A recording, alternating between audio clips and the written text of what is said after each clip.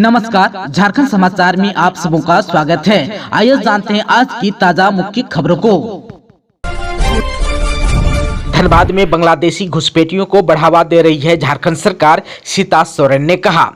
राज्य की महागठबंधन सरकार में आम जनमानस पूरी तरह त्रस्त है।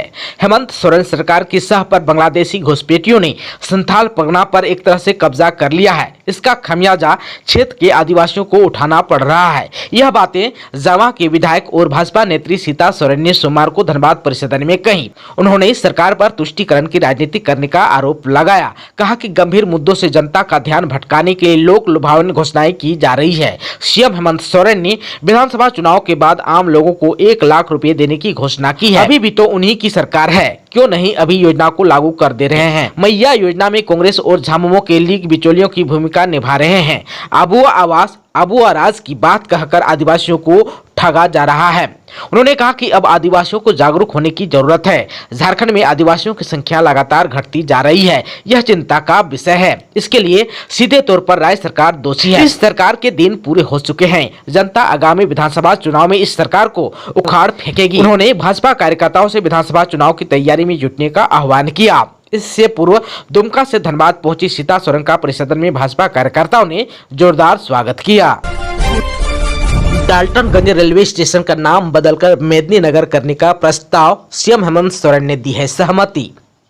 झारखंड के सीएम हेमंत सोरेन ने सोमवार को डाल्टनगंज रेलवे स्टेशन का नाम बदलकर मेदिनीनगर रेलवे स्टेशन किए जाने के प्रस्ताव पर अपनी सहमति दे दी है। अब इसे केंद्रीय गृह मंत्रालय को आगे की कार्रवाई के लिए भेजा जाएगा। सीएम की सहमति मिलने से पलामू के लोगों में खुशी की लहर है। झारखंड कैबिनेट की बैठक 7 अगस्त को सीएम हेमंत सोरेन करेंगे अध्यक्षता। झारखंड कैबिनेट की बैठक 7 अगस्त को प्रोजेक्ट भवन में होगी। शाम 4 बजे से मुख्यमंत्री हेमंत सोरेन की अध्यक्षता में मंत्रिपरिषद की बैठक आयोजित की जाएगी। मंत्रिमंडल सचिवालय एवं निगरानी विभाग ने सोमवार को कैबिनेट की बैठक को लेकर जानकारी दी है। मुख्यमंत्री हेमंत सोरेन की अध्यक्षता में कैबिनेट की बैठक में कई अहम प्रस्तावों पर मुहर लगेगी। सर्वर की समस्याओं से ऑनलाइन कार्य में हो रहा है विलंब, विधायक ने कहा।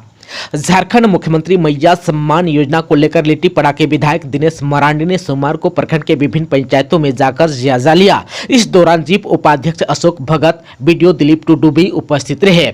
विधायक ने बागसीसा पंचायत सचिवालय पहुंचने पर कार्य कर रहे प्रज्ञा केंद्र के VLEC आवश्यक जानकारी ली।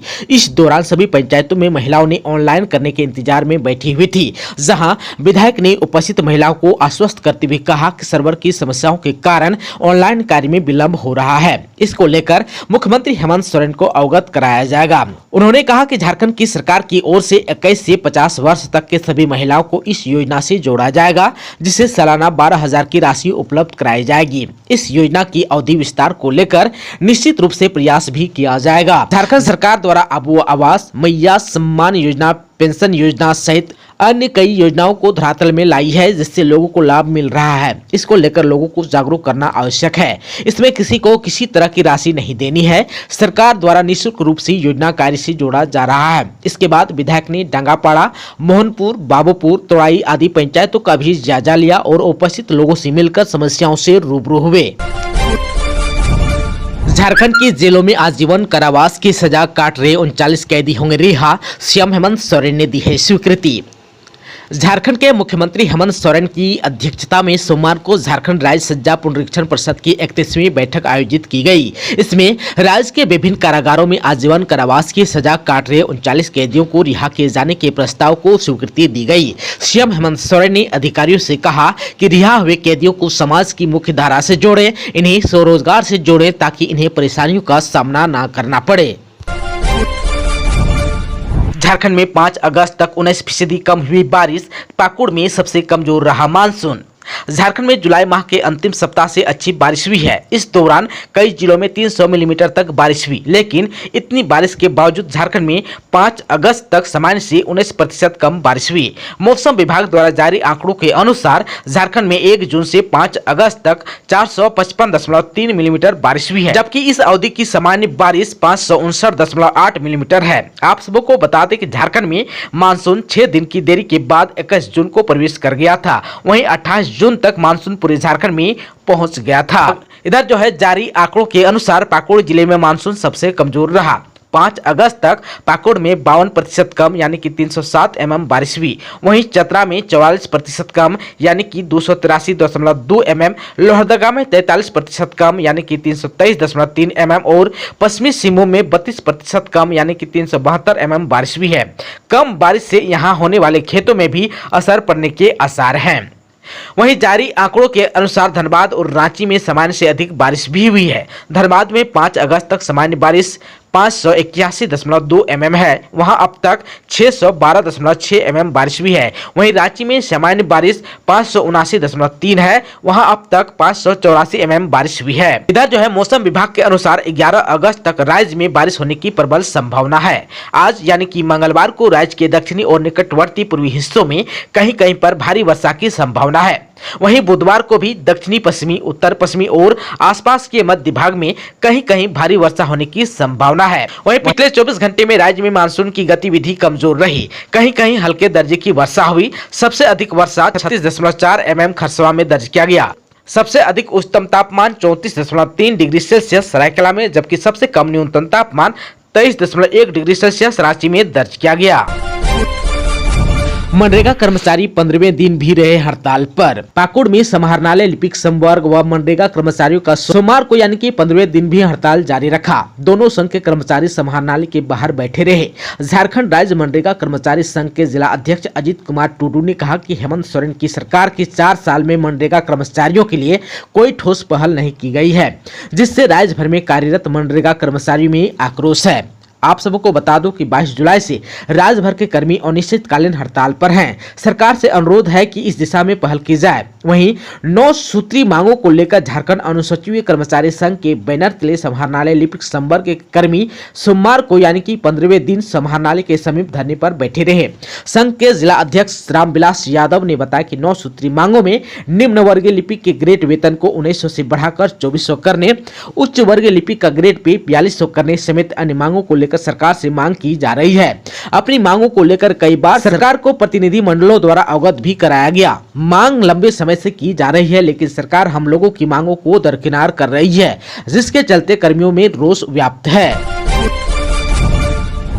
गिरिडीह में दुखहरण नाथ मंदिर में पूजा करने आया युवक उसरी नदी में डूबा। गिरिडीह के आजीडीह स्थित बाबा दुखहरण नाथ मंदिर के पास उसरी नदी में नहाने के दौरान सोमवार को एक युवक डूब गया। नदी में युवक की खोजबीन की जा रही है।